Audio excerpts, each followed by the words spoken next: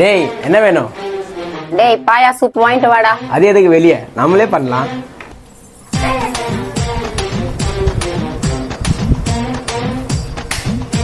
Let's make mutton paya soup for my mom.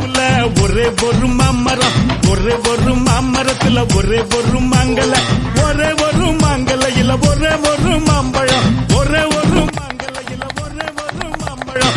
பழம் எனக்கு கொட்ட உனக்கு, மாம்பழம் எனக்கு